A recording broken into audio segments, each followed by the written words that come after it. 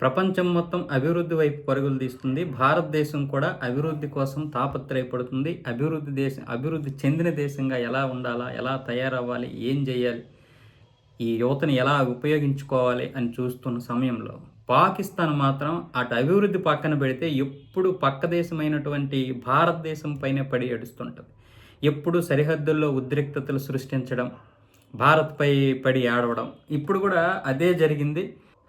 తాజాగా భారత్ పీఓకే సరిహద్దు నియంత్రణ రేఖ వెంబడి రక్షణ సామర్థ్యాన్ని అనూహ్యంగా పెంచుతోంది పాకిస్తాన్. కంచె వెంబడి పెద్ద సంఖ్యలో యాంటీ పర్సనల్ మైన్స్ ఏర్పాటు చేయడంతో పాటు స్పెషల్ సర్వీస్ గ్రూప్ కమాండోలు, మాక్ ఫైరింగ్ యూనిట్లను సిద్ధం చేసినట్లు ఇంటెలిజెన్స్ వర్గాల సమాచారం. నియంత్రణ రేఖ వెంబడి ఓ పక్క సైనిక బలగాలను బలోపేతం చేసుకుంటున్న పాకిస్తాన్ స్థానిక ఉగ్రవాద సంస్థలను కూడా యాక్టివేట్ చేస్తున్నట్లు తెలుస్తోంది. ఇటీవల కాలంలో భారత్ సైనిక వాహనాలే లక్ష్యంగా జరిగిన దాడుల్లో హిజ్బుల్ ఉగ్రవాదుల ప్రమేయం ఉన్నట్లు భారత రక్షణ వర్గాలు అభిప్రాయపడుతున్నాయి.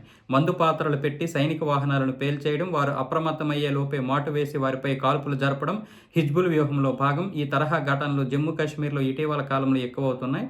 దీనిని బట్టి గత కొన్నాళ్లుగా స్తబ్దుగా ఉన్న హిజ్బుల్ ముజాహిదీన్ తన కార్యకలాపాలను మళ్లీ ప్రారంభించినట్లు తెలుస్తోంది. దీని వెనుక పాక్ హస్తం ఉందన్న విషయం బహిరంగ రహస్యమే. సైన్యంతో పాటు భారత్ను ఎదుర్కొనే సత్తా లేని పాకిస్తాన్ దొంగదెబ్బ తీయాలని ప్రయత్నిస్తుంది. నేరుగా యుద్ధానికి దిగకుండా ఉగ్రవాదులను పావులుగా వాడుకుంటుంది. వారికి ఆశ్రయం కల్పిస్తూ మారణ హోమాలకు పురుగొల్పుతుంది. ఒకవేళ భారత్ ఎదురు తిరిగితే పాకిస్తాన్పై దాడికి పాల్పడుతుందంటూ అంతర్జాతీయ వేదికలపై భారత్ను దోషిగా చిత్రీకరించే ప్రయత్నం చేస్తుంది. ఈ వ్యూహంలో భాగంగానే తెహ్రీక్ ఈ తాలిబాన్ పాకిస్తాన్, హిజ్బుల్ తదితర ఉగ్రనాగులకు పాలు పోసి పెంచుతుంది. కశ్మీర్ లోయలో ఉండే స్థానిక ఉగ్రవాదులనే తమకు అనుకూలంగా మార్చుకుంటూ భారత్పై దాడులకు సిద్ధం చేస్తుంది. ఇది పాకిస్తాన్ కుటిల రాజకీయ నీతి. అంటే నేరుగా ఉండడం పక్కన పెడితే వాళ్ళ దేశంలో ఉన్నటువంటి ప్రజలు అడుక్కు తింటున్నారు కదా, వాళ్ళకి 3 పూట్ల అన్నం ఎలా పెట్టాలి, అక్కడ ఏ విధంగా అభివృద్ధి చేయాలి, పనులు ఏ విధంగా బయట నుండి తెచ్చుకోవాలి, ఇది కాకుండా ఎప్పుడు అంతర్జాతీయ వేదిక పైన అడుక్కోవడం, మళ్ళీ ఇక్కడికి వచ్చి భారత్ పైన ఏమొచ్చి ఏడవడం.